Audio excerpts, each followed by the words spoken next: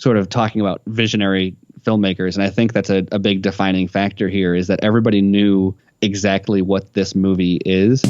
Welcome to the Crooked Table Podcast, where we discuss the world of film from a fresh angle. And now your host, Robert Yanis Jr. Welcome to the Crooked Table Podcast. This is Rob. On this show, we democratize the film criticism conversation by bringing on fans and critics alike to dig into their personal connection to a current or classic release. This episode, we're going to be talking about the 2008 Wachowski film Speed Racer, and I'm honored to be joined by Stephen Colbert. Welcome to the Crooked Table Podcast. All right, thanks for having me, Rob. So tell people a little bit about who you are, what you do, and specifically about your podcast, because it's also about a I guess, big, bold Warner Brothers release that really swung for the fences and has kind of become a cult classic, I guess. Yeah, I've got a soft spot for those, obviously. So I am a writer and editor over at Screen Rant. And so, I do a lot with what they do over there. I'm on the feature side specifically. So lots of explainers, analysis, that kind of stuff. I know you're familiar because you've done stuff with us quite a bit. Yep. And then also in addition to that, I am co-host on BVS by the Minute with Andrew Dice, where and people always laugh when I describe it because of the nature of the movie. It's we go through Batman v Superman, Dawn of Justice, Ultimate Edition, 1 minute at a time, and it's like anywhere from 10 minutes to even 30 minutes per episode or per minute of the movie. And so we either get like eye rolls and how can you tolerate that, or then obviously there's plenty of like, oh, that's the greatest idea ever from some of the fans. But we felt like it's something that Andrew and I both really enjoyed the movie a lot, and it's obviously has a very polarizing reception. But because of that, the sort of discussion afterwards has been tied up in how people feel about Zack Snyder or what he did to the characters, or what happened with Justice League and then the Snyder Cut and all that stuff kind of just drowned out. Like very little discussion actually happened about the movie itself, it seemed like.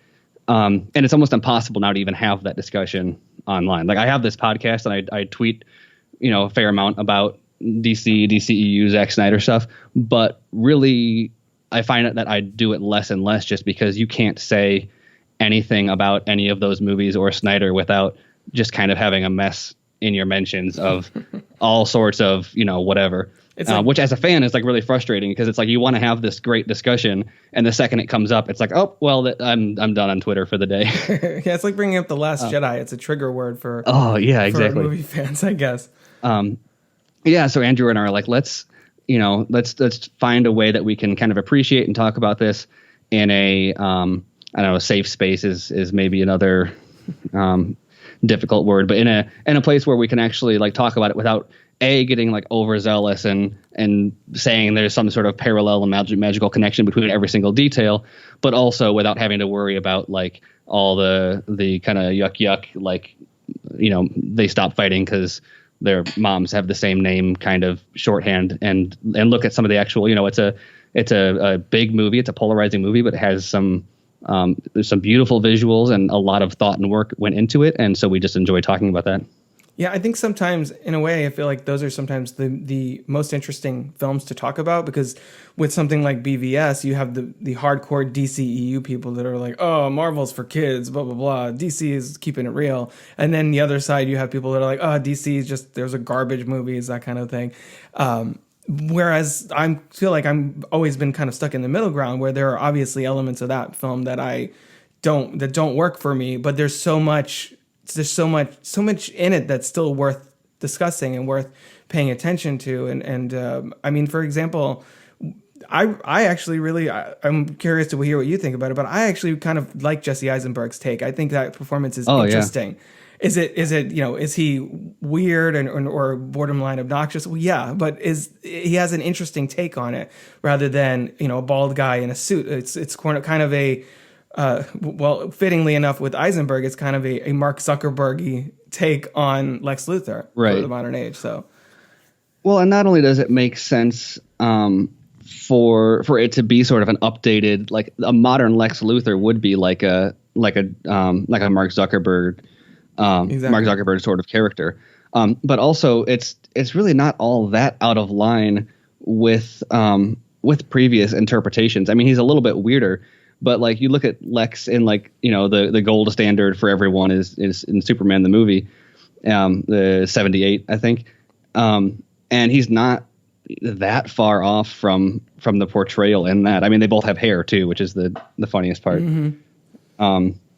So it's weird. It's one of those things where it's like, I understand maybe there's some critique or maybe some people will cringe at different things he does or whatever, but there was very little sort of actual discussion about why he was different or anything like that. And it was just dismissed outright as, oh, that's not Lex Luthor, discussion done. It's like, well, there's a lot of really fascinating aspects of that to talk about, even if you don't like it.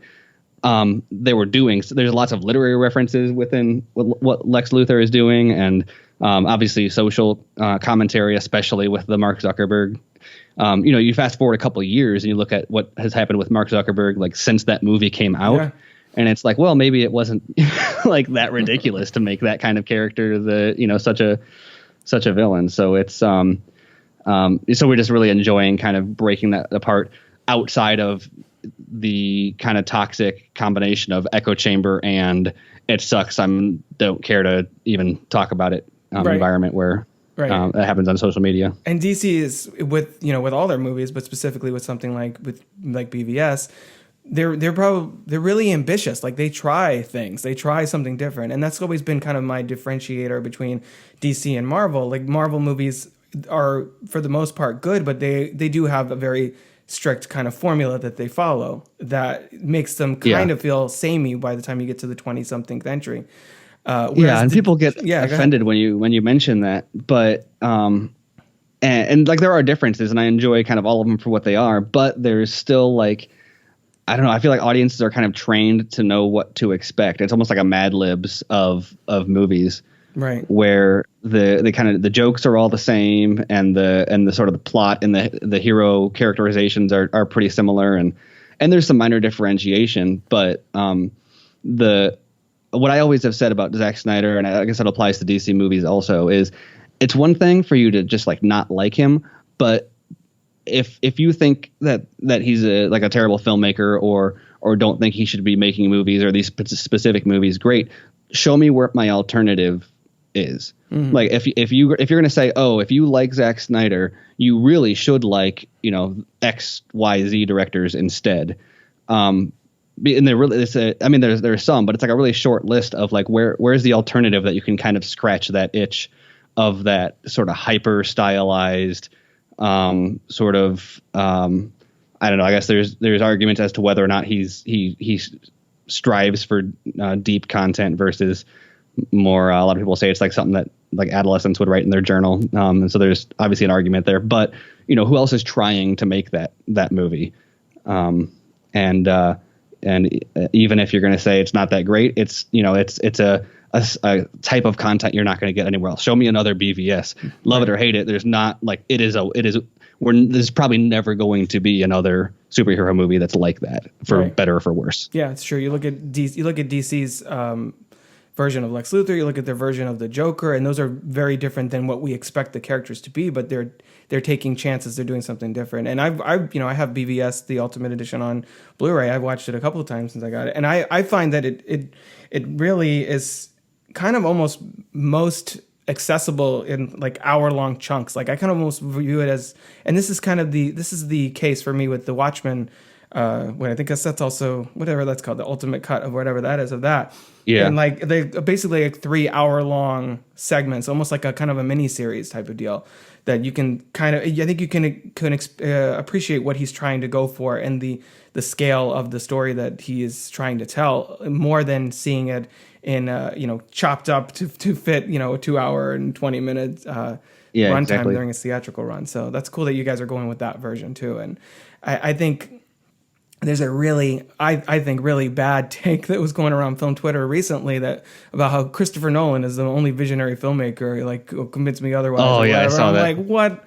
I mean, if you're going by visionary as in makes films unlike any other person, then you have to consider people like Zack Snyder, people like the Wachowskis, which I think is kind of the parallel between, those two films that were the BVS and Speed Racer, is that there is nothing that looks like Speed Racer, as we'll get to in a second. This is it's a very unique vision. And go ahead. No, I was just gonna sort of piggyback on what you were saying. It's fascinating, and there seems to be an argument that pops up whenever you talk about a visionary filmmaker, or auteur theory is another area where that debate kind of tends to pop up. And I don't know if it's an issue with people assume that when you say like someone is an auteur that you're saying that they are like the best or they're really talented, when really it just means that they make films from like a really specific point of view. Mm-hmm. Yeah. And so when you're talking about that, you don't have to, that doesn't mean that they're like the upper tier, but it does mean they're in a particular category. And so, yeah, Zack Snyder and Christopher Nolan, and all those guys do belong in that category. Now, you can have debate as to whether or not you prefer one of those movies or not, but you can't say that it doesn't come from a very singular, specific vision. And you can tell that it's not a made by committee sort of product.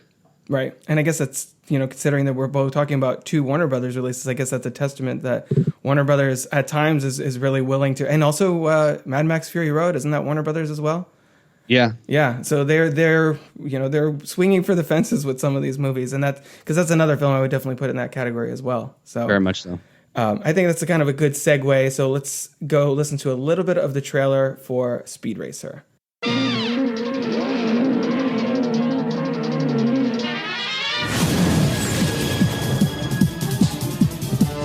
Your son seems to be interested in only one thing. All he talks about, all he seems capable of thinking about, is automobile racing.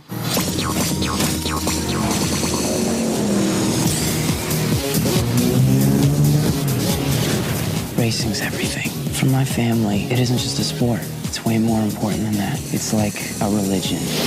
Are you ready to become a real race car driver? Then sign that contract. He's just trying to scare you, son. What you do behind the wheel of a race car has nothing to do with business.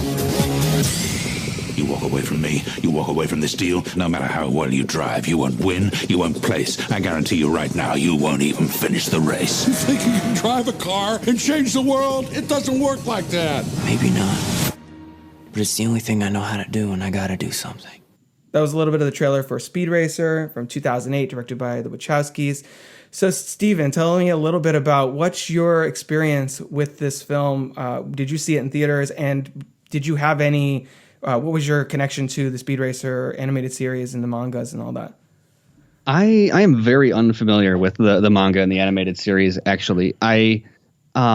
I tried to watch a little bit of it when I was younger, and I don't have much of a memory of it except for the fact that I didn't like it much. Right. I didn't really get into any sort of anime stuff until I was a little older. And by a little older, I mean a little bit older of a child. And that was more, I got into like the sort of the Dragon Ball Z and the Gundam, basically like whatever was on Toonami on Cartoon Network at the time.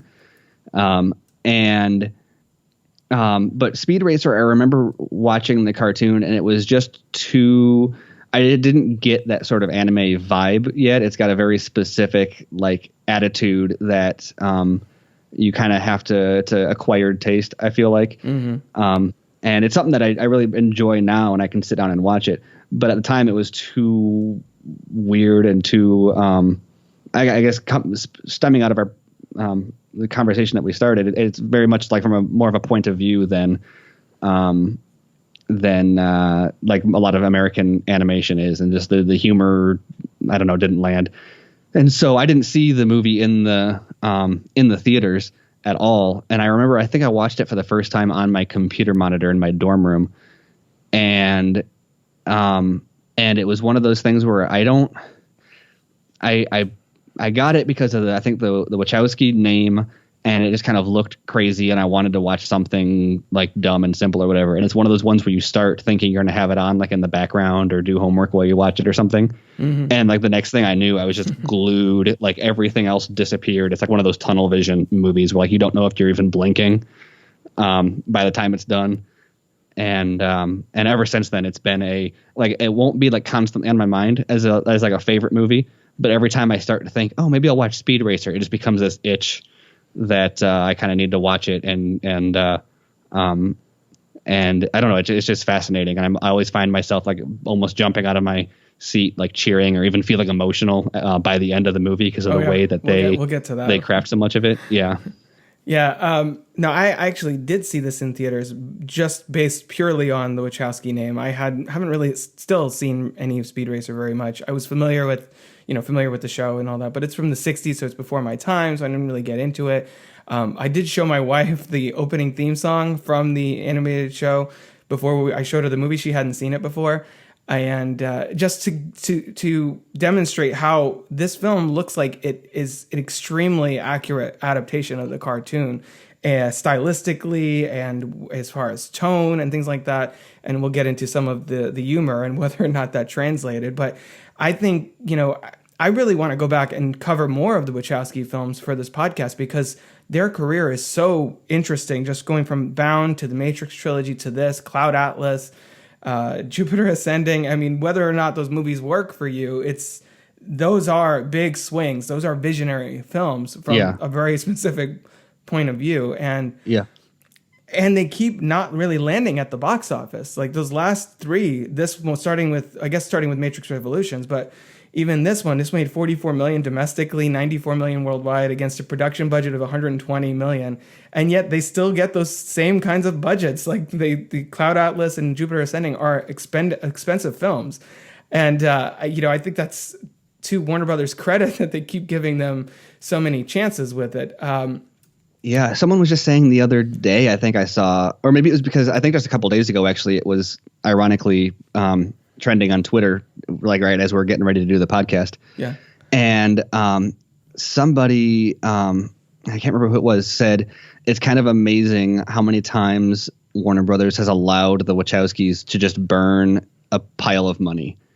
How many other directors have, like there's other directors that keep on getting chances like that, but none that are given so much money to like get nothing out of it. Like financially, obviously their movies have defenders and a lot of them are cult classics, but it's amazing that they keep on getting these huge chances when they really haven't had a payoff since The Matrix. Yeah, there's a podcast that I really love to listen to called Blank Check, where they talk about filmographies and like exactly what we're talking about. And Wachowskis were one of the first ones they did, and especially considering not only the financial but the fact that these movies are very much the kind, starting with Speed Racer onward, that they either work for you or you don't, or they don't. You're either really passionate about it and talking about it on a podcast, or you're like, I don't know if I understand exactly what they're going for. I don't know if this is for me. So I just imagine the Wachowskis going into meetings with Warner Brothers being like, hey, The Matrix though, that helping that like propelling them forward for, I guess, 20 years or so. Well, and there's a question too from Warner Brothers' perspective.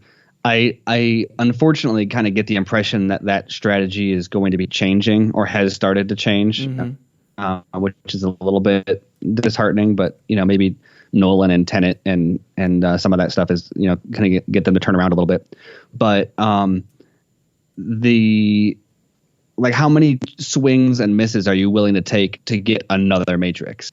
Like if they said, look, 1 in 7 of our movies are going to be The Matrix, but you've got to give us 5 or 6 chances at burning $200 million in order to get another Matrix. And because look at how influential something like The Matrix is. Like even just the initial box office can't measure how important of a movie that was, not just for Warner Brothers, but for film, period. Yeah, for culture. And if you're going to have an opportunity to get another one of those, how much money are you willing to gamble if they might give you another Matrix. Which is why I kind of feel like all this, every once in a while you hear about, talk of another Matrix movie, like a fourth Matrix, potentially with the Wachowskis involved. So I have a feeling like that conversation is probably happening with them and Warner Brothers right now, being like, all right, well, 3 strikes, Jupiter, Speed Racer, Cloud Atlas, Jupiter Ascending. Now we need that Matrix. So if you what I would keep an eye on with that one is probably an HBO Max series is what I think we're going to see. Really? Yeah. Yeah. How do you feel about that? As obviously, I'm assuming a fan of the Matrix. What would you would you want to see them kind of take it that direction? I don't know. I mean, the idea of an updated Matrix is really, I think that our relationship with technology and the internet is there's so much more you can do with the Matrix concept now. Although, the aesthetic was very like dial-up 90s, like cyberpunk sort of stuff. Yeah. But with social media and government, spying and wiretapping and all in the dark web, and like there's the type of Matrix movie you would see in 2019 or 2020, whenever, or is so different. And then on top of that, the changes to TV that have happened since the Matrix came out, and now you've got these huge budget shows with these sprawling universes developed, and I think that the prospect of like a several season, like 13 episode Matrix series could be really, really super cool. There's some stuff you can dig into there. So I guess the question is, can the Wachowskis do that? They've done Sense8, which had has its following, but not a wide following, just a passionate following. And so, could they pull that rabbit out of a hat again on TV? I don't know, but on paper, a big budget Matrix TV show, I think, sounds like an amazing thing that I would love to see in 2020s. Yeah, and I think I wouldn't be surprised if Warner Brothers or whoever's involved is kind of watching to see what happens with the Watchmen show, to see if that can land and actually attract the kind of audience that they're hoping for.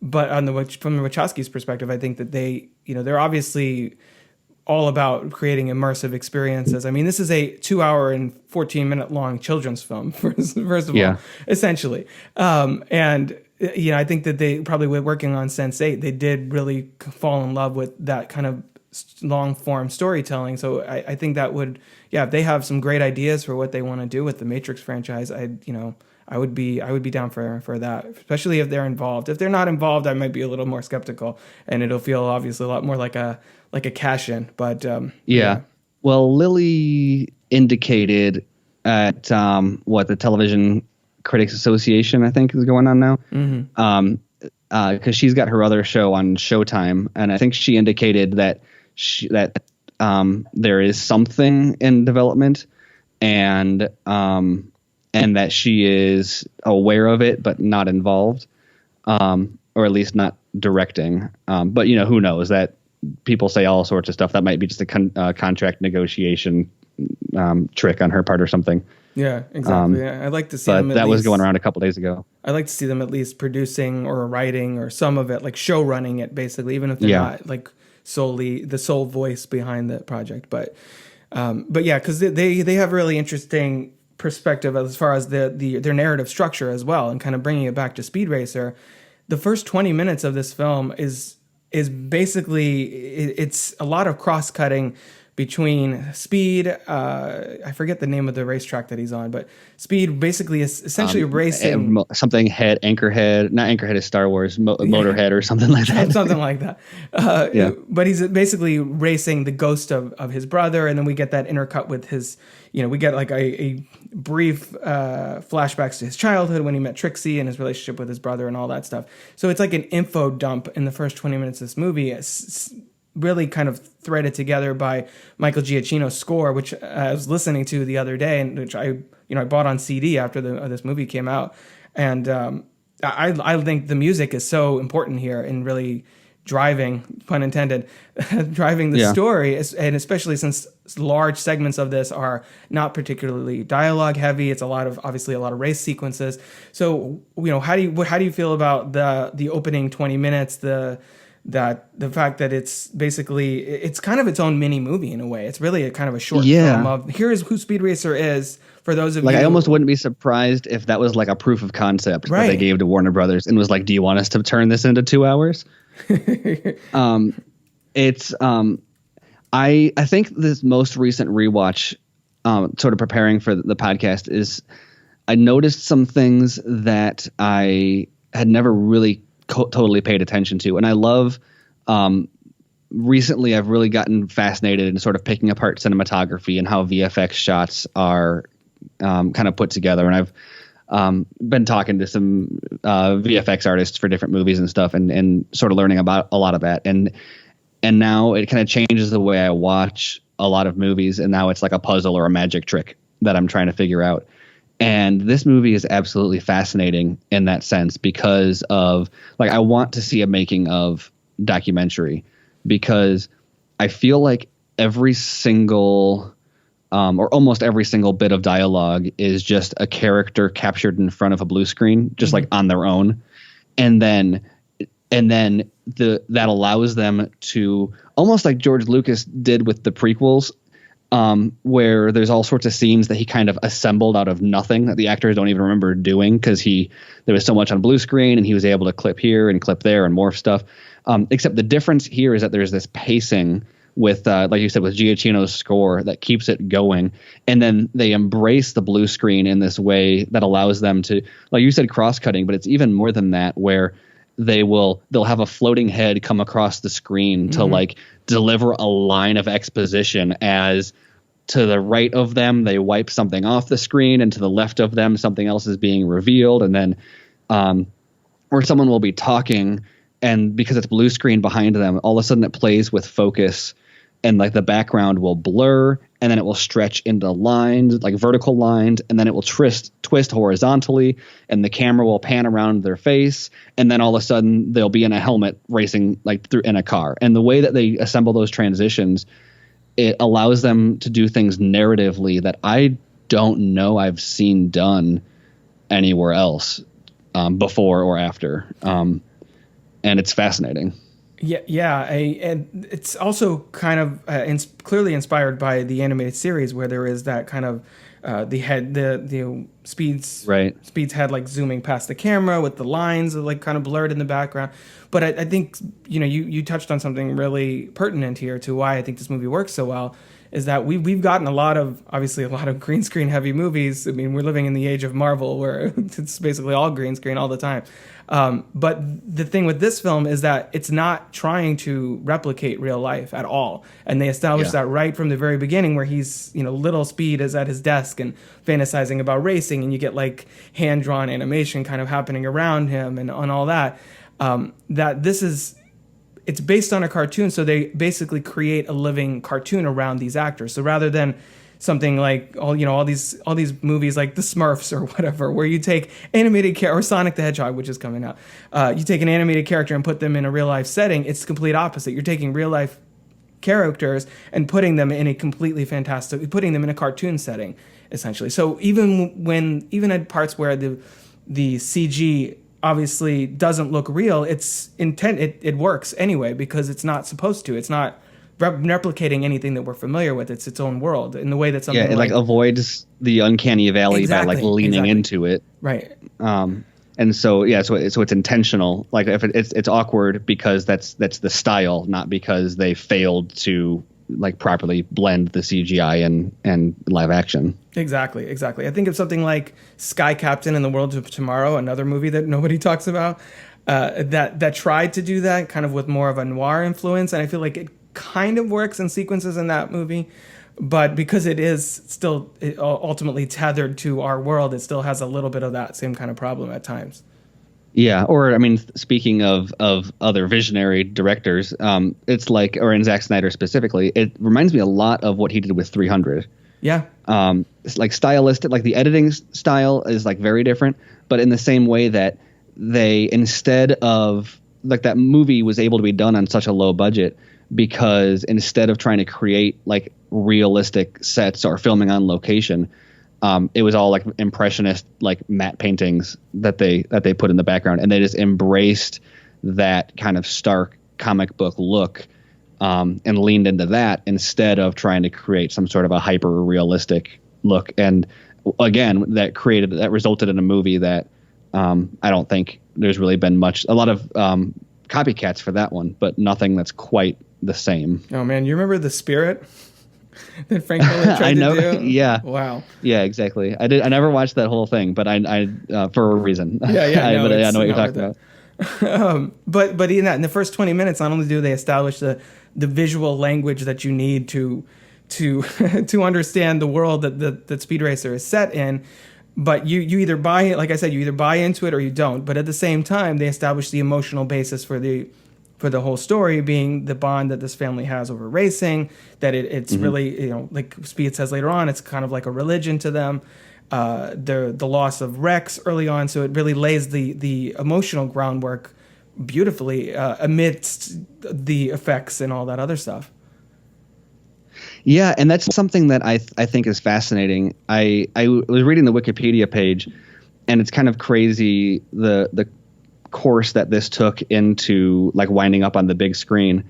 And it was actually a bunch of different people were involved in it. Like at one point in the 90s, Johnny Depp was attached to play Speed Racer.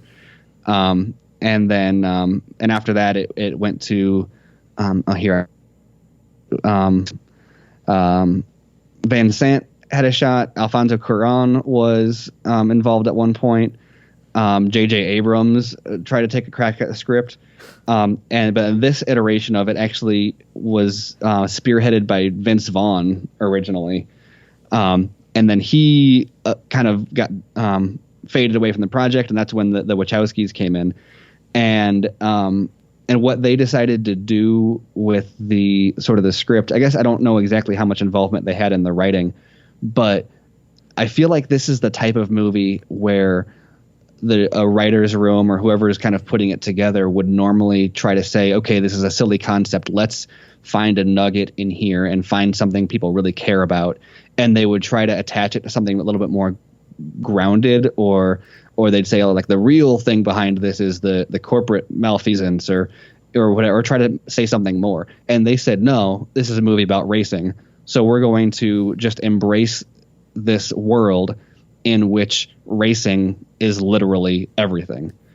And then we're going to insert this family into it where all they care about is their family and racing.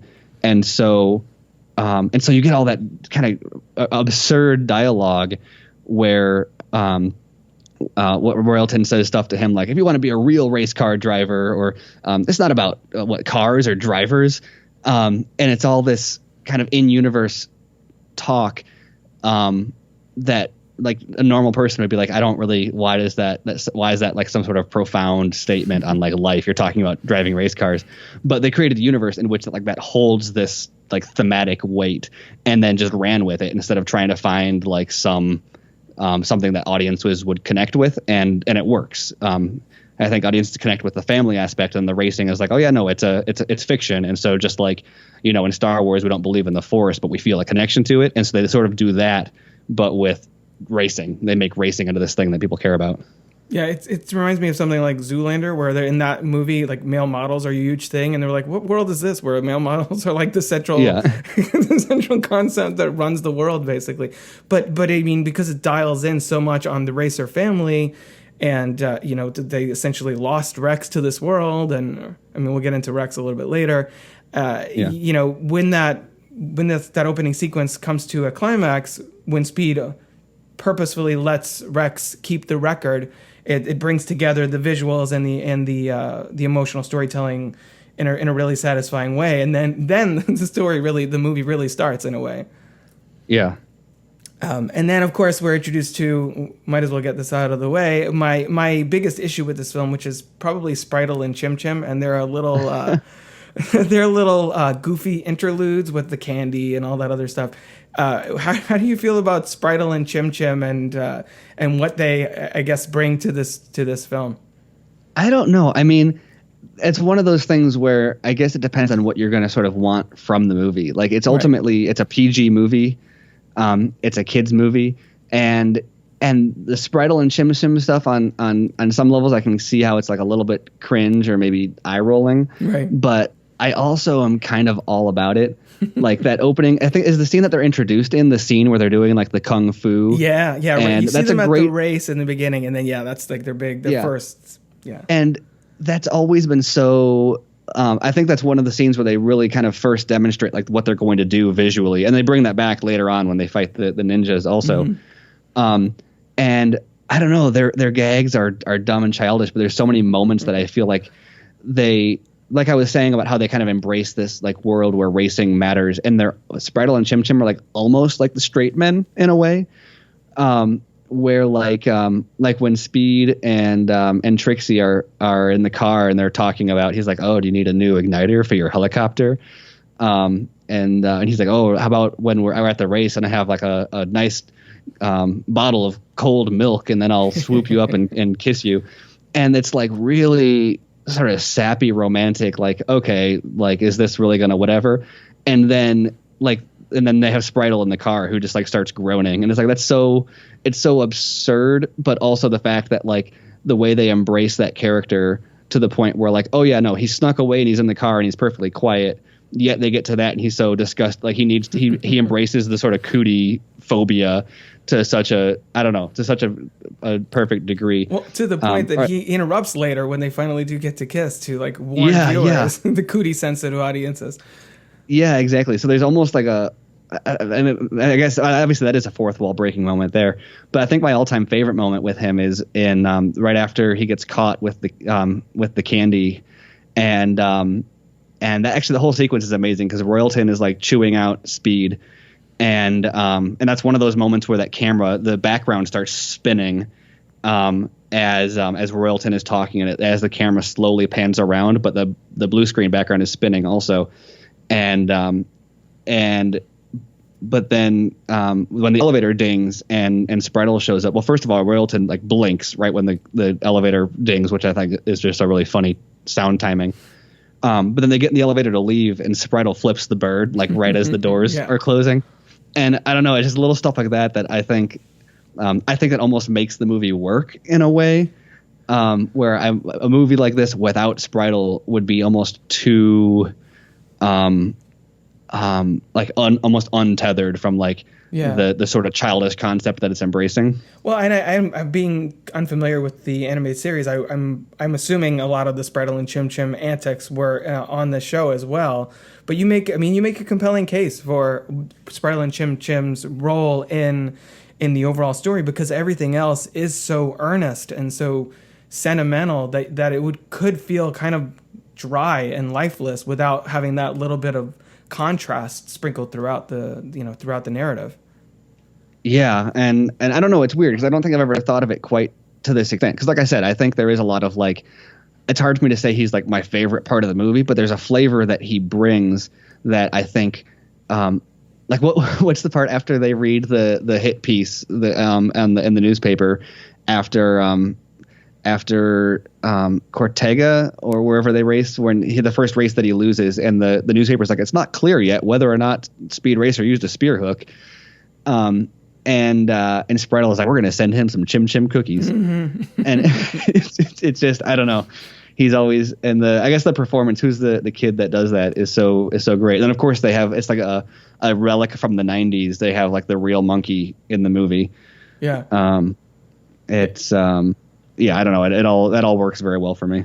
The kid's name is Paulie Litt, and I don't. I guess he was in Eternal Sunshine. He played a bully in Eternal Sunshine, and he has a couple other things. But yeah, so he was on Hope and Faith back in the early 2000s, that sitcom. Okay. But yeah, so I think it's a very specific type of performance that all the other actors are giving, and we go straight from the opening 20 minutes into the Royalton, basically what I kind of dubbed the seduction period of the film, where the 30 minutes were from Pancakes Are Love, when he shows up at their house. Yeah. And Roger Allam, who's also in V for Vendetta, who's really great in this character and really knows how to ham it up in just the right way. Speaking about like contrasting between like Spritel versus like the counterbalance of he's so over dramatic about everything. He's the one. He's like, if you want to be a real race car driver, you sign that contract. And you've got that right alongside like Chim Chim Cookies. It's just like it's amazing that they're able to kind of juggle that. Yeah, there's a crazy amount of tonal shifts between the larger than life villain and the little kid and his monkey running around getting into stuff, the racing scenes, and then there's like there's a couple like fist fights kind of thing later that happened where John Goodman is spinning someone over his head and all that kind of thing, or it gets really well. Then he delivers like one of my favorite lines of the whole movie where he's like, a ninja, more like a nanja. So I think our really, other than Spritel and Chim Chim introduction with as you mentioned, with the ninjas and stuff, it's really the tour of Royalton Industries where we get kind of a Charlie and the Chocolate Factory type of vibe, just kind of going through that, and then like creating like, if this film has a larger thematic point to make other than racing is cool and stick with your family and like creating the power of art and all that, and creativity and freedom and all expression and all that stuff. It is the corporate world versus the little guy. It's passion versus profit and things like that. And what do you think that's I guess that commentary brings to the film? I think for me, I think it does elevate it from just, it gives it a little more substance but not so much that it's, I don't know. I'm having difficulty articulating why it works so well for me. Well, it reminds me almost of like a Captain Planet villain. Yeah. Where they take something like a very pure concept about like corporate, the corporations like destroying art for the sake of profit, or like taking the life out of whatever for the sake of profit.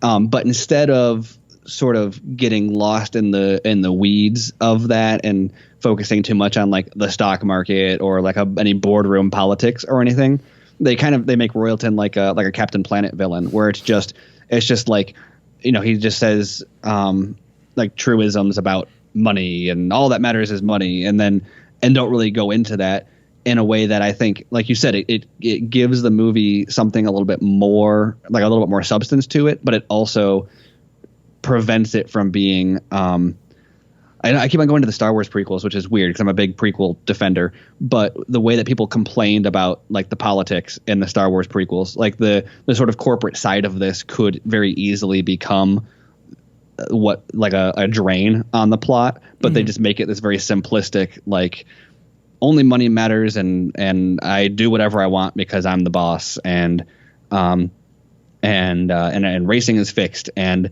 then you kind of counterbalance that with like it exists in this world where racing, just for whatever reason, is the be all end all of everything, and like there's some inherent value to being a driver, and I think it works to elevate everything without, like I said, kind of getting lost in sort of corporate business babble.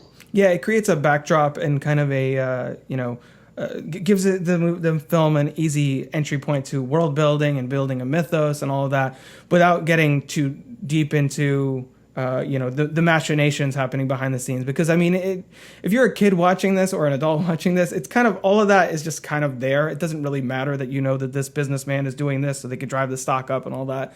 It's just because just right when you get in the middle of with Taijo being held captive by, what is it, Crusher Block or something? It's like, oh, and there's Racer X. Block Crusher, it might be. Yeah, something like that. And then Racer X swoops in, and you get a cool looking action sequence, and the comedy of the henchman having to poke his finger into the piranha tank, things like that. So I really like this as an introduction also to Racer X, who is basically, I guess, a kind of high speed vigilante racer / government agent, sort of. Did you know anything about Racer X really going into this? I mean, you have not familiar with the show, so yeah. Without familiarity with the show, I had no idea, and I still don't. I mean, having seen the movie a number of times, I'm still not sure if that's something that's present in the show, or if that's a change. That feels like the type of thing that this movie would usually sort of twist to try to elevate the source material or something. But like I said, I have no idea. I can see that also being present there too. Yeah, I think in the because I remember I did research on this like a million years ago when I was first falling in love with this movie. That I think Racer X was on the show. I think they alluded to a connection with the Racer family, but I don't think they ever really delved into it. And he never took the mask off, and this movie takes that obviously a step or two further. But I think it adds, it builds off the fact that the first 20 minutes establishes that Rex is kind of the heart of this film, the storyline with what happened to him, that he was trying to fight against the system, paralleling Speed's journey as well. And I think that in this film, Emile Hirsch, it's early on, my wife watching it for the first time was like, he hasn't really said anything. Like he's been kind of a little bit of a blank canvas. And I think that's clearly intentional because it established right out the gate that his entire personality is centered on racing, and that comes from obviously his family, his relationship with his brother. But other than that, he doesn't really have a lot of depth, and in a lot of ways, this is almost kind of a coming of age story for Speed, where he starts to, I guess, realize what matters to him and kind of stand up and have a little bit of agency in the direction of his life. Yeah, so I really like that part of it as well, and I think Emile Hirsch does a decent job at getting that across and such. So, yeah, I think it's interesting because I don't dislike it. I feel like Racer X is also kind of one of the most I don't know if I want to say shallow or like underdeveloped parts. But I feel like a lot of his plot is kind of assumed or just kind of in the background or implied. And maybe that's because they don't make the reveal until like the end of the movie. And then also when they do make the reveal, don't really do a whole lot with it other than just to kind of add depth to his character. And so as a result, he's just kind of a force of nature almost throughout a lot of the rest of it. But I do find it really sort of interesting what they do with him, especially like there's a lot of really funny parts about that where, so it's Rex Racer, but then he changes his name to Racer X, where if you say it fast enough, it sounds like Racer Rex, and then he changes his face, but then also wears a mask, and so like. If someone were to like leaving the possibility for his enemies to suspect that he's Rex Racer without giving them the chance to confirm that it's not actually him. I know there's a lot of really funny parts about it, but it like works though in the sense that like it's a cartoon and that's like perfectly cartoony, like a very much like an anime kind of thing that they do with that. That's really funny. Yeah, and the movie kind of has a little kind of has its cake and eats it too type of deal whereas you said early on in the movie, it's not super hard. Even my wife was like, I think Racer X is Rex. I'm like, well, we'll have to watch it find out. Let's see what happens. And then, early on, Speed kind of suspects that as well. But then it's revealed that he's not, but then that he is. It's kind of a similar trick that the Wachowskis pulled on The Matrix, actually. Like, oh, you're not the one. Just kidding. Yes, you are. It's a little bit of that. So it's like a little side mission of the movie to just help you try and to keep you hooked into it. It's like, well, Racer X, is he or isn't he? We'll find out. Right. Well, and then the fact that he is only really matters to the audience a little bit. Like it doesn't actually impact, and maybe Speed suspects it but understands. I was wondering about that. But yeah, because at the end of the movie, he's like, "Are you ever going to tell him?" And he's like, "I don't. That's if it's a mistake, it's one I'll have to live with." I think is what he says. Yeah. And which really doesn't have much of an impact on the plot or anything. It's just kind of like, oh yeah, in case the audience was wondering, it's totally Rex. Exactly. And I like that. I think that pretty much the casting across the board is really solid. You get people like John Goodman and Susan Sarandon who each have probably the most emotional moments in the movie, which we'll get to shortly. But just casting Christina Ricci as basically a live action anime character with those huge eyes that she has, I thought was a genius bit of casting. And as I mentioned earlier, everybody knows exactly what kind of movie they're in. and everybody knows how to play it, because the humor from something like this comes from playing it completely serious. Like, no, this is racing is our life depends on this race, and the heightened element of it that comes off of that, I think is what makes it work for the people, like I said, for the people that it works for. The fact that we have this world where there's like the secret origin of racing. There's like a racing Illuminati, basically. Yeah. With these 5 men of the WRL and all of that.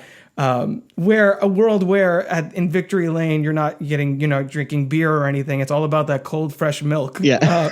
Yeah.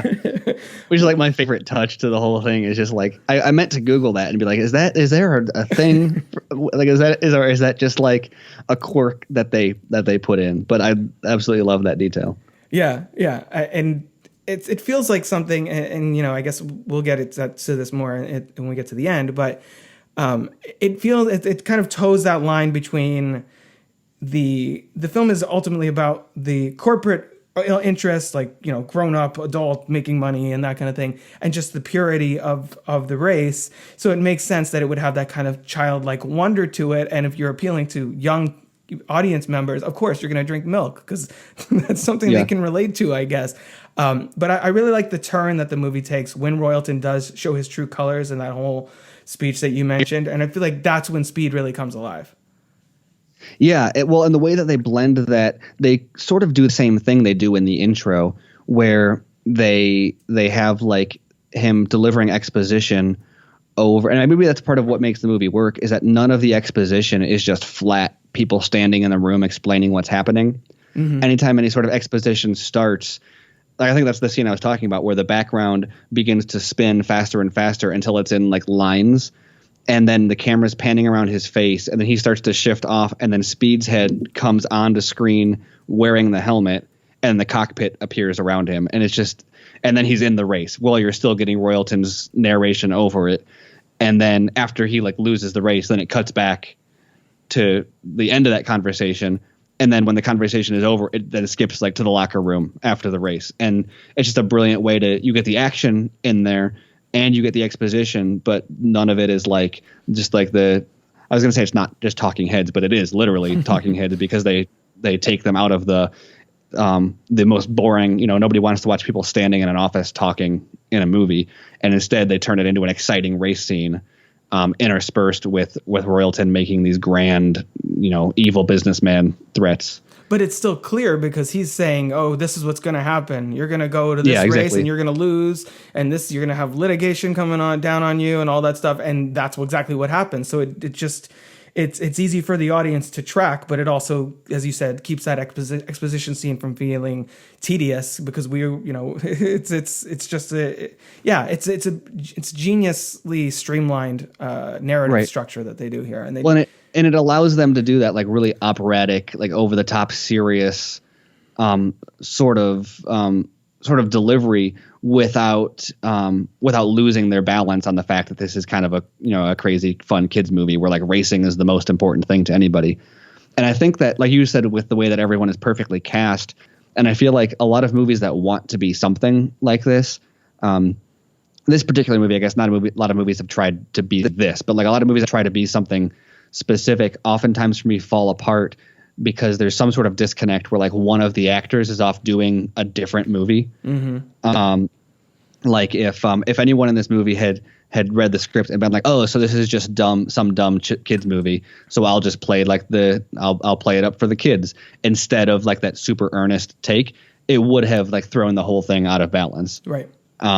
Whereas and I think that's probably on the Wachowskis. I'm going to assume that when they did the casting or table reads or whatever, they sat everybody down and everybody was on the exact same page, and not just from the casting and the actors and the directors, but Giacchino is a part of that, and in the VFX team is part of that also. Like I feel like there's not a single person in this movie that didn't know exactly what it was supposed to be and delivered on that. And I think that's surprisingly rare. And that's I think the difference between that sort of visionary filmmaker versus not, is that a lot of times there's either some people aren't on the same page, or they just kind of homogenize it in order to avoid the danger of not having all of those pieces clicking together. Yeah, imagine a version of this film where everybody is playing it at Spritel's level.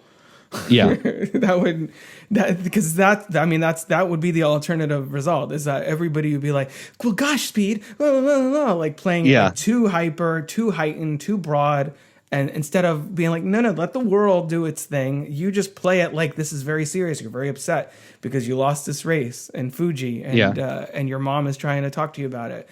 That's exactly it. It emotionally grounds it so that we're keyed into these things. And when Speed and Trixie take off to the Casa Cristo rally race, that we are invested in what happens if they're going to get caught by Pops and how that's going to work out. Are they going to, obviously it's a kids movie, so most likely it's going to work out well for everyone. But we get that emotional drama that really brings everything together. In addition to the fact, I wanted to point out specifically that in the Fuji race is when things really get like, I feel like this raceway is even more ridiculously designed than some of the ones we saw previously, because this is like some Mario Kart shit happening in this movie. Like a couple of times watching this, I was telling my wife, I'm like, this is basically what a Mario Kart movie would have to be like to be at all accurate.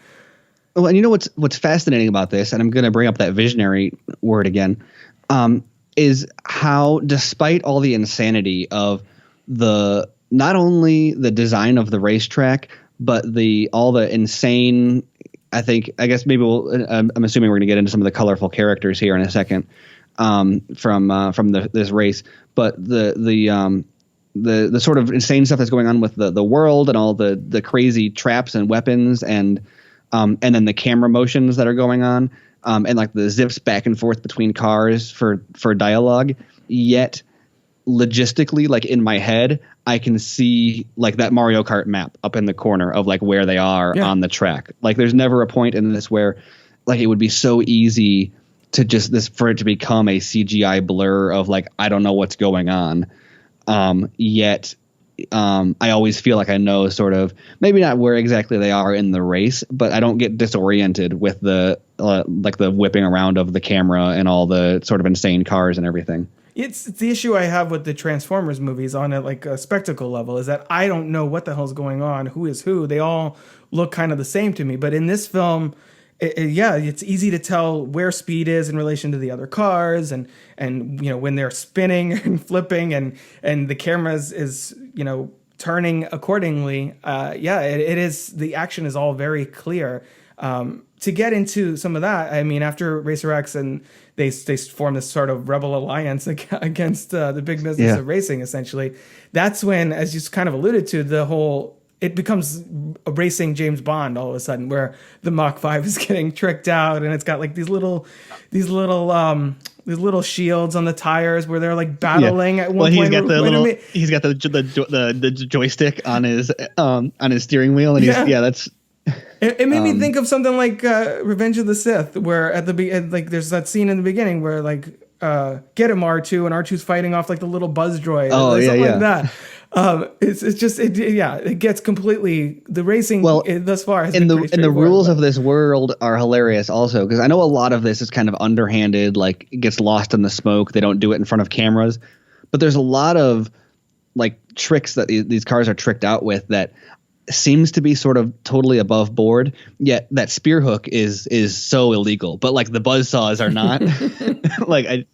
I just think that's hilarious how, and you just buy it because that's kind of like the rules of the universe. Like there's something inherent about the spear hook that's like absolutely no off limits. But yeah, let's give them buzz. Every single car can do flips and crash and knock people off course, and like nobody bats an eye. But that spear hook, don't you dare. Well, I mean, at least I think most of Speed's gadgets most of them are defensive in nature, so that's that, I guess. Right. It's like, and that's the other. But thing. those buzzsaws could easily be used to like that's just true. Cut off someone's wheels or something. But instead, like, how do you regulate that? Like as a, I guess that's another funny thing is the what's it called, the agency that Rex Racer or Racer X works for? CIB, I think. the CIB. It's hilarious how the CIB also is like this, like they're the underdog, like they're like a government organization, right? Like they should be like regulating the races. Like how is it that like the corporations run it and the government is like a secret group? I don't know. It's a funny, it works, but it's like a really funny twist about like, why are you guys like why do you have to operate in the shadows? Like it's your job to make sure that these guys aren't doing things illegally. Yeah. It's a really funny twist on that. Well, and to get to the wacky logic of this movie and to tie into your comments earlier about Racer X, you have that part where the ninjas sneak in and Racer X is like, oh, I got to rip this sheet and cover my face, even though it's been changed and this person wouldn't know who I am either way, really. It's like, yeah, exactly. Oh God, it's so funny. Well, like I said, and I said it before, like the irony of that is that like Rex Racer before he died or like disappeared was like clearly out there like to get these like shady operators. And so the fact that he disappears and then Racer X shows up, you'd think would be like like he'd want people to know that Racer X has a different face than Rex Racer, right? Because it would get people off the like. Otherwise, I don't know. If I was one of the opponents, I would look into the Racer family and like be really suspicious about them. So you'd think he'd want to like throw them off that trail, but no, he covers his new face with a mask, like leaving, like letting them be suspicious. But of course, that's not even a point in the plot, which I guess is probably fine that they don't make that more messy. But I always thought that was a funny detail. Yeah, and then so the middle section, I feel like you get really lost into the whole, as I said, the sort of Rebel Alliance thing happening with Racer X and Speed and Taijo. There's some ridiculous fight scenes, as I mentioned. John Goodman kind of taps into his Fred Flintstone experience a little bit there.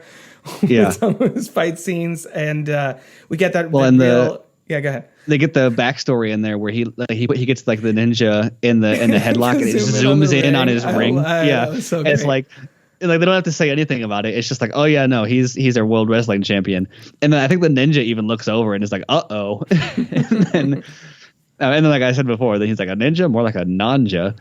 John Goodman is probably my VIP of this movie. I mean, I really like the scene earlier with Susan Sarandon, where she says, you take my breath away and all that, which is really poignant and plays in later on. But John Goodman nails all the emotional beats and like things like that, where he has to just straight up embrace just the inherent ridiculousness of this film.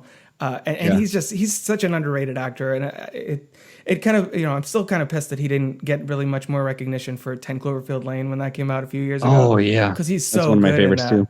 Yeah, that's amazing. Well, and he, I think probably more than anyone in this, straddles that line between a kind of humorous, over the top character and then delivers some of the most earnest, heartfelt, like emotional moments of the movie at the same time. Like when he that's at Conte Cristo, when he has the conversation with Speed after they show up, and Speed's like, I'm not leaving, and then he has that flip into I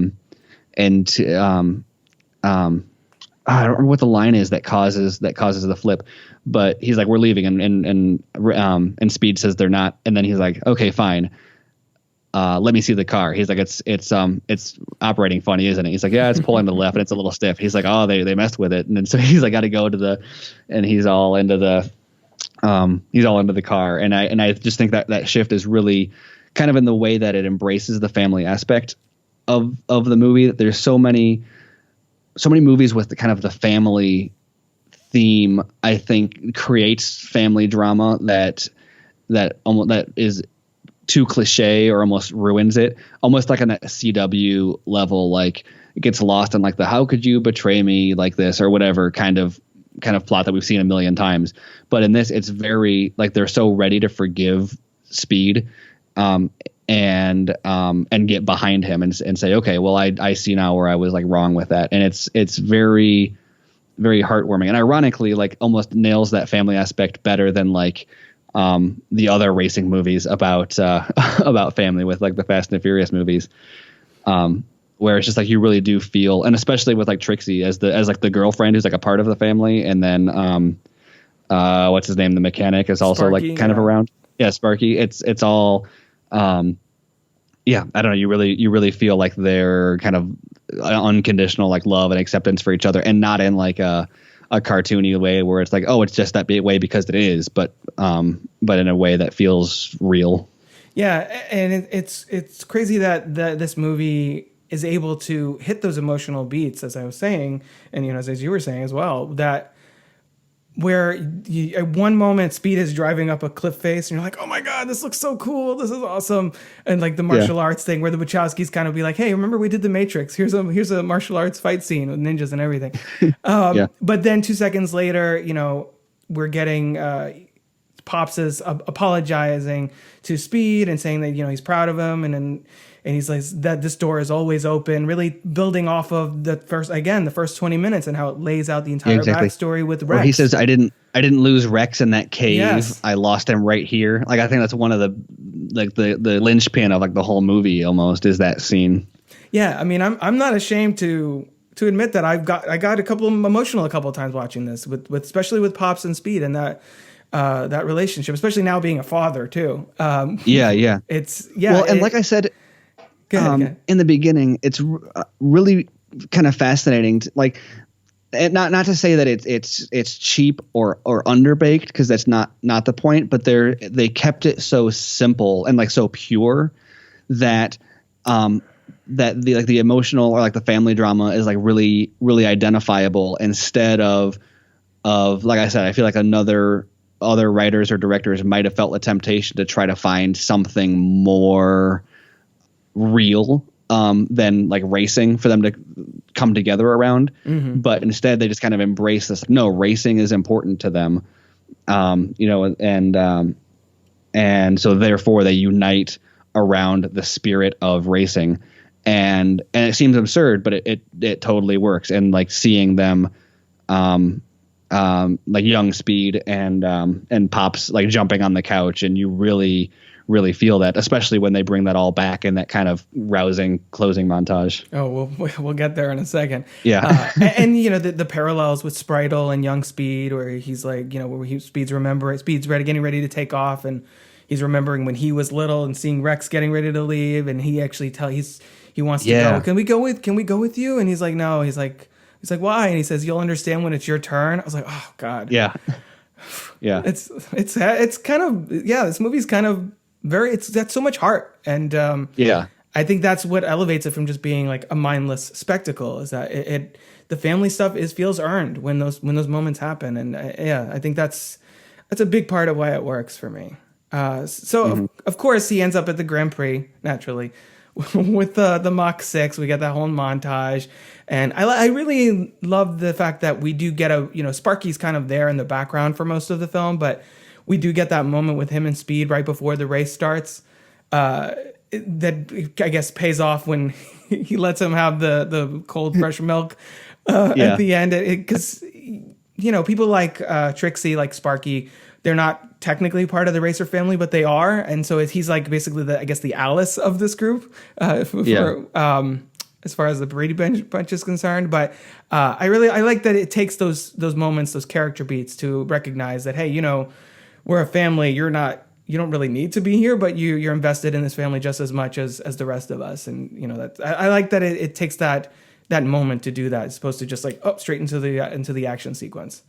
Going into the final race, also the thing that I just think is so crazy about that is we've been talking quite a bit about kind of what they do with the blue screen or the green screen or whatever they used, and the intercutting and like the floating heads, and it's almost comical just how insane that gets in the introduction to the, like, I think at one point there's like 5 heads crisscrossing on the screen saying different things, and then like Speeds I think comes up from the center, and it's like it's all over the place. But once again, I think they do it in a way that works, and it's like delivering. They've got all the announcers delivering. It's like the equivalent of like a montage where you're getting the headlines or the news reports or whatever from something else, but instead of like cutting between different newscasters, it's just all at once, all at the same time, like all over the screen. Yeah, the commentators and like the comedy with especially the the comedy on the racetracks with like was it Snake Oiler and his like snakeskin suit and like everything is like he's like, I'm into snakes, guys. You getting this? Exactly. Or that was the thing I forgot to go into a little bit more in the last race is when they're talking about hiring all the headhunters to take them down. Yeah. And like they deliver the box of like the chest of furs to the one like the Viking group or whatever they were, and they're all like eating meat off the bone and like growling at each other, and then they're like, it's so like, what is this universe that like where like all these people exist, like where that there's people that have like high-tech race cars who are more interested in furs, like that's what they're bought off with. It's just amazing. Yeah, I loved all that stuff. It's so great. And of course, the getting into the finale, that big moment where, he gets the spear hook. He gets spear hooked basically, and does that smart move to turn it towards the camera. We also get that get that weak shit off my track, which is a great line. And I think really the only bit of profanity in the whole movie, actually. Yeah, I had to rewind and double check to make sure he cussed, because I was like, wait, did he say that? And it's funny because every time when I was doing that, I feel like I've done that like 5 other times. I'm like, wait, did he just say shit? But it's delivered. It's like the PG version of that. Like every PG-13 movie gets an F-bomb. Where do you put it? Yes. Yeah, exactly. And it's the S-bomb, and they placed it perfectly. Yeah. Speed becomes a man, so he can use that kind of language now, I guess. Yeah, exactly. Well, I think as far as like comebacks, it's right up there. I think it's Snake Oiler that says, "Let's pinch these turds off," when in the other race, like as he upshifts, like it's yeah. So I mean, we mentioned the milk afterwards and how that's that encapsulates the sort of innocence of creation and art and racing and all that stuff, and of course Speed wins the race and proves that will is greater than money and changed racing forever ? But the big thing for me has always been the way that I don't know if it's the music or the way that we get all those, I guess, flashbacks of audio from earlier in the movie, but that final lap with him is just, to me, so transcendent. I don't know what it's just like. It's the I think everything climax. is firing on all cylinders. It's the music, it's the flashbacks, even like the commentators that are bleeding into it at that moment of he's shattering the lap record, and it's all as he's passing people, he's also overcoming these things in his life. So it's like it's all thematically building together as the score is like rising, like down to the point where like as he goes through the explosion, there's just the like pinpoint of light that stretches into like a hyperspace tunnel. Yeah. That's like a checkered spinning tube, like whatever. It's just, I don't know. There's something. It crescendos the entire movie, and like I said, I feel like Speed and Pops jumping on the couch when I watch that moment every time. Yeah, it's and like there's a lump in my throat too. I'm like, why am I feeling this way about this ridiculous movie? Yeah, exactly. Like this movie is completely insane, and yet that moment you're so in it. You're so invested in the race. It's a magical cinematic moment. I mean, I'll go on record on saying that. Yeah. That moment where he wins the race and where everything is, Racer X saying, "Oh, you're gonna do something amazing. I just hope I'm there to see it." And the thing with his mom and it's oh god, so great. Well, it's one of those movies where it's like when you say like, what is it? Why do you like movies? Or like, what do you watch movies for? It's like that moment. Yep. Where it's the culmination of all this stuff. And like when it comes to the art, they put all this, there's Spritle, there's Racer X, there's these ridiculously costumed flavored villains and the over the top villain Royalton. And they bring every single one of those absurd, tonally dissonant elements into this montage that like shouldn't work. And it does. And the hero is winning as the movie comes together, and like everything, everything just comes to this climax, not only like thematically, but like the actual plot comes to a close, and the volume is rising. And I don't know if there's any more ways to align every thread of the movie into one cohesive moment. But the second that he like bursts through those cars it's like in Return of the Jedi when they burst out of the Death Star at the end, and like there's the fire around them and they get out and Lando like whoops. It's a very similar kind of like everything, just like you have to stand up and cheer.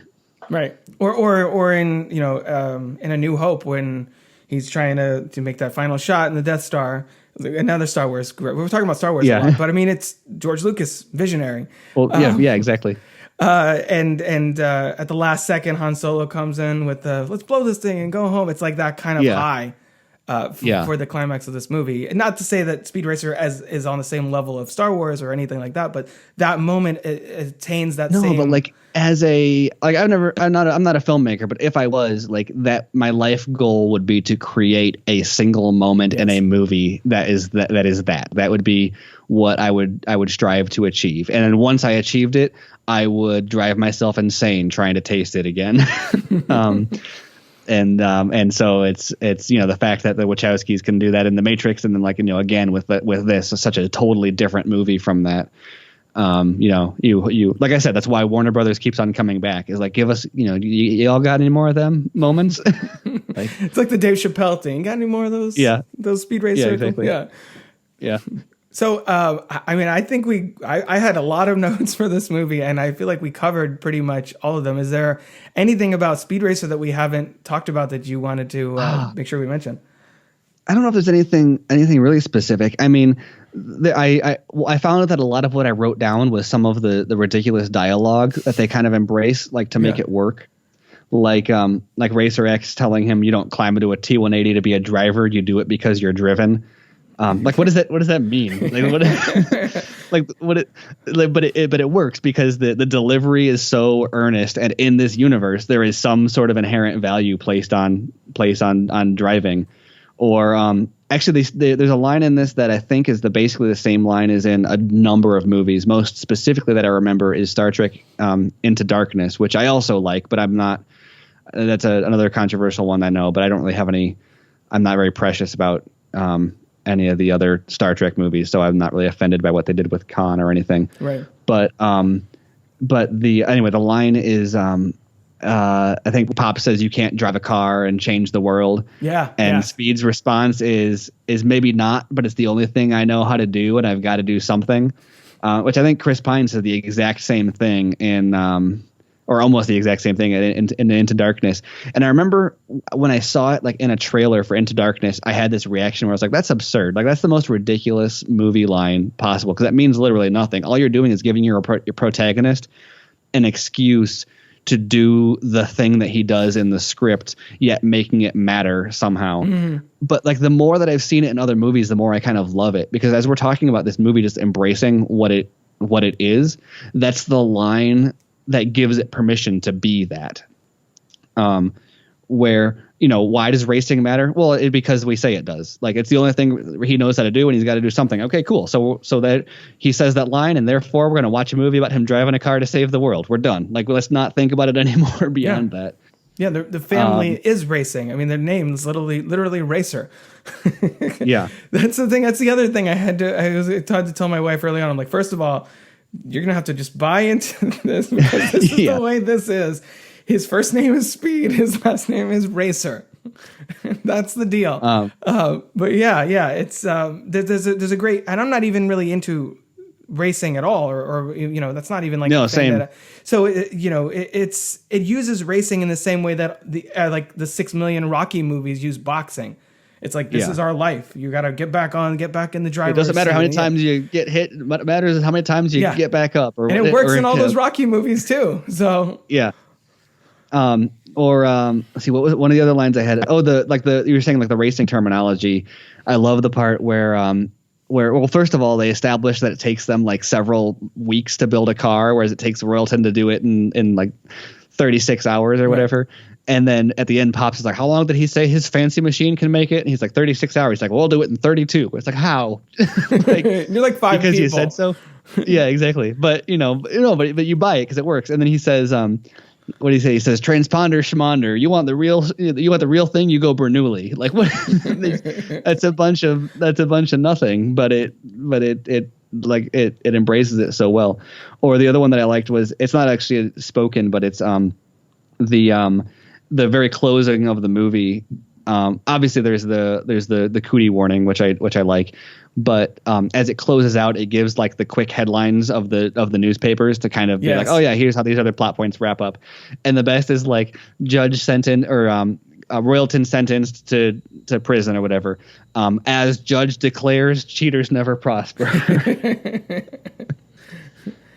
Yeah, it felt like, I don't even know if the anime did that, but it felt very much like a PSA at the end of like a G.I. Joe PSA. It was like, remember, kids, cheaters never prosper.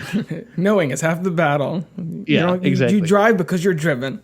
Yeah. It's totally. Yeah, you get these actors to say it with enough conviction. You get people like John Goodman to say things like that, and I will completely buy into it.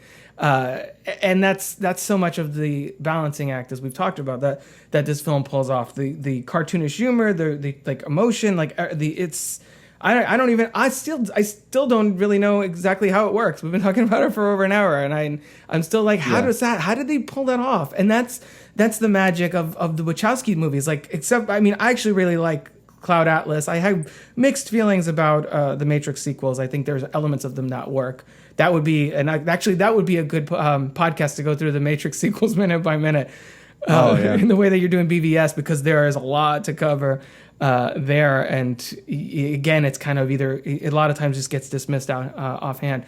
But I feel like that'd be the best way to cover it too, because there's so much in there that's like worth talking about where people don't, because it's, that dumb one where they just shoot the machine guns at the Sentinels for 30 minutes. And it's like, well, sure, you can dismiss the movie, or you can like take this really cool minute of it and like actually talk about something interesting. And so much film discussion kind of gets lost in that, like, is it good or bad discussion, where it's like, forget, is it good or bad? Like every movie like has some creative input, and how much of a disservice is it to those artists to like they work so hard on this for years of their life, and then it comes out and everyone's only cares about, is it good or bad, and not like looking for the gold nuggets of all the effort from every single person that worked on it. Right, and that's part of why I like doing this show and having people come on and pick a movie that they really like, because then we're already kind of focusing on the more positive side of things, and we're able to talk about films from all different eras, not necessarily like, the new release that we just saw, what's our first impression? The same as everyone else, probably. Yeah. We have, this movie is 11 years old, so we've had 11 years to think about it, to rewatch it, to consider elements of it, and be like, well, why do we keep going back to watch Speed Racer or The Matrix or Batman v Superman and things like that? Like, what is it about those movies that, even if they're like are necessarily our favorite movies, or they're not necessarily the quote best movies, like there is something in there that keeps drawing us back, that we keep wanting to relive or re-experience or just reconsider and think about. And I think Speed Racer is a great example of that. Yeah, very much so. Cool. So, Stephen Colbert, can you tell people where they can find you on social media? I am on Twitter at SM Colbert, Colbert, just like Colbert. And then I'm on Screen Rant when I have a chance to write. I'm on there with kids and other stuff. I write a lot less than I probably should, but chances are, if you read a feature over there, I might have edited it though. Excellent. Great. Well, this was awesome. I'm glad we got a chance to talk about Speed Racer, and it's really making me itch to talk about more Wachowski stuff in the future on this podcast. So, I was going to say also, I missed that. Sorry, additional plug. We talked about that at the beginning, but obviously BVS by the minute also. We're on like any podcast app or whatever, and then on Twitter it's at BVS by the minute. So that's the other place you can find me. Absolutely. Awesome. Perfect. Well, I would love to have you back another time, whether we talk about a Wachowski movie or something else. I promise I won't make you come back on to talk about BVS, since I'm sure you've had quite enough of that, doing your own show about it. How far are you in the movie, actually? I'm just kind of curious at this point. We just hit minute 35. Okay. So I think actually after in an hour or two, I'm going to probably record.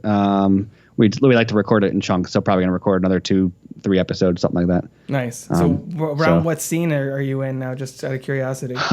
So we just got Lex just kind of fully introduced. I think he just got Zod's body from the government. He pushed the Jolly Rancher in the guy's mouth, basically. Yes, actually, yeah, we just did that one. I think it was with that one, and then the minute after that is the one that just came out, where we talked for like 20 minutes about Henry Cavill's physique.